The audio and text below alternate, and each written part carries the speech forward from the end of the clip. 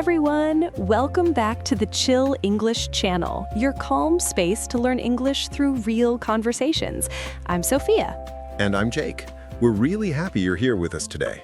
We love our beautiful listeners. So, Sophia, let me ask you something simple to begin. Okay. How are you today, really? That's a good question. Not just, I'm fine, right? Yeah, not the automatic answer. Honestly, I feel a bit tired today, but also calm. It's like a mix. A mix? I like that. Feelings are often like that. Exactly. And what about you? I feel a little stressed, but also motivated. That's interesting. Two different feelings at the same time. Yeah? And I think that's normal. We don't always feel just one thing. And maybe you, listening right now, you also feel more than one emotion. Maybe you feel tired, but hopeful. Or nervous, but excited. And today, we're going to talk about that. Yes, today's topic is talking about your feelings. How to express your emotions in simple, natural English. Not in a complicated way, just real, everyday language. And just a reminder, this is a calm, easy English conversation. If you don't understand everything, that's okay. Just relax, listen, and take what you can. Learning happens step by step. So let's start with something very common.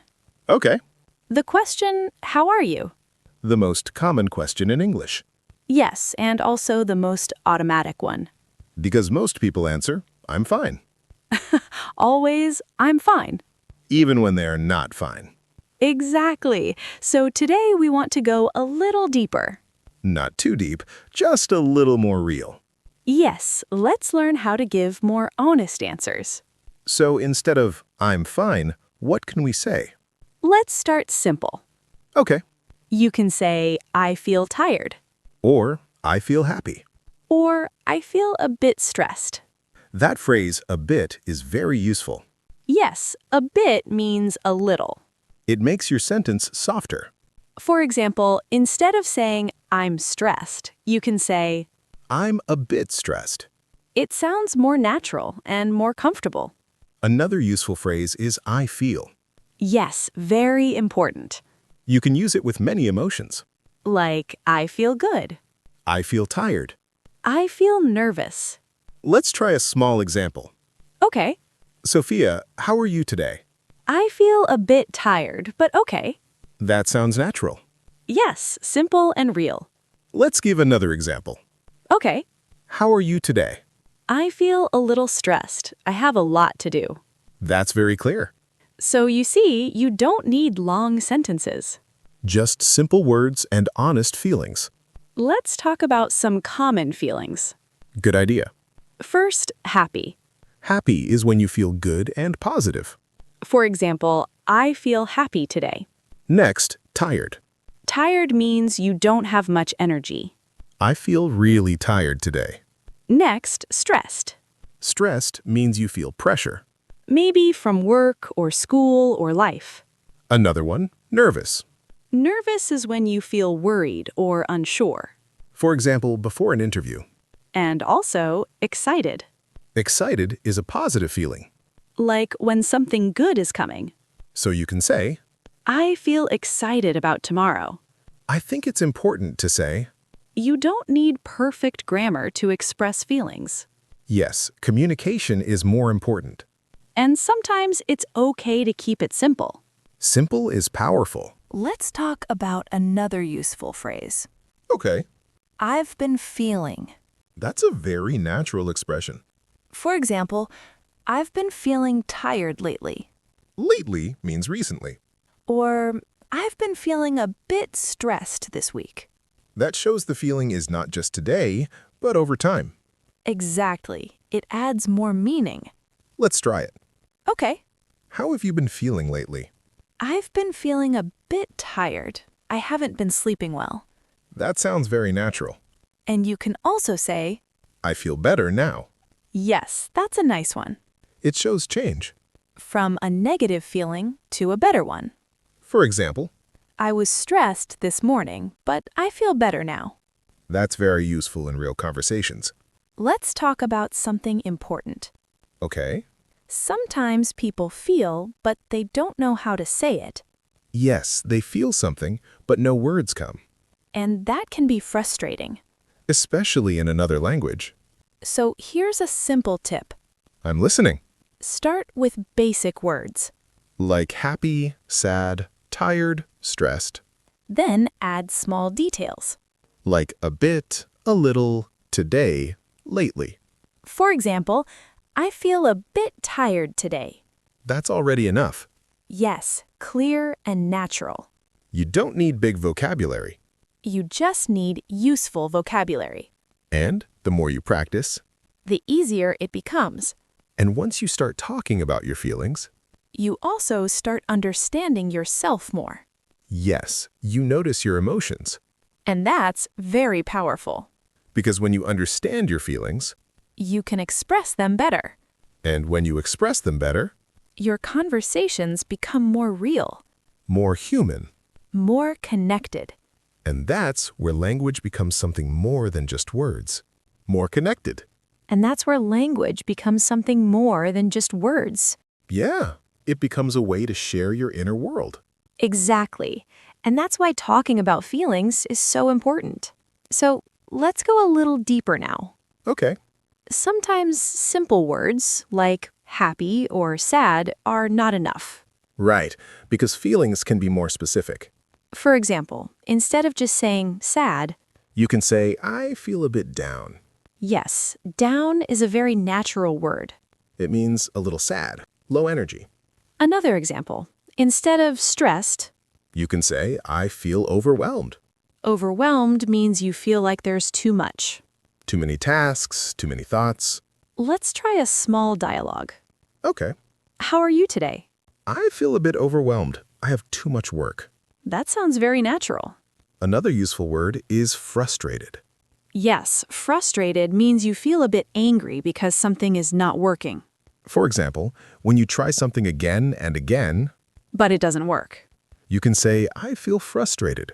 Or, I am a bit frustrated today. Let's talk about positive feelings too. Yes, not only negative ones. For example, relaxed. Relaxed means calm and comfortable. I feel relaxed today. Another one, proud. Proud means you feel good about something you did. For example, I feel proud of myself. That's a beautiful sentence. Yes, and very important for confidence. Another one, grateful. Grateful means you feel thankful. I feel grateful for today. These words help you express deeper feelings. Yes, more specific, more real. Now, let's talk about situations. Good idea. So imagine this. You had a long day at work. You're tired, maybe a bit stressed. How can you say that? You can say, I feel really tired today. Or, I've been feeling stressed all day. Very natural. Another situation. You have good news. Maybe something exciting is coming. You can say, I'm excited. Or, I'm really happy about this. Let's try another one. Okay. You made a mistake and you feel bad. You can say, I feel a bit upset. Or, I feel disappointed. Disappointed is when something is not as good as you expected. Yes, very useful word. I think this is important because life is full of these moments. Exactly, and being able to express them helps communication. Now let's talk about a common problem. Okay. Many learners translate directly from their language, Yes, word by word. and sometimes it sounds unnatural. Or too complicated. So here's a tip. Keep your sentences simple. Instead of a long sentence, Use short, clear ones. for example, Not, I am experiencing a high level of stress due to multiple responsibilities. that's too much. Instead, just say, I feel stressed. or, I feel a bit overwhelmed. Much better. Another mistake. Okay. Some people only use I am. Like, I am happy. I am sad. That's correct, but sometimes I feel sounds more natural. Yes, especially talking about emotions. So try to use both. I feel happy. I'm happy. Both are good. Let's practice together.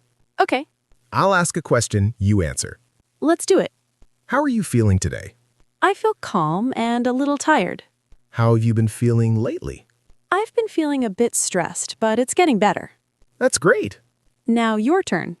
How are you feeling today? I feel good. A bit busy, but okay. Nice. How have you been feeling this week?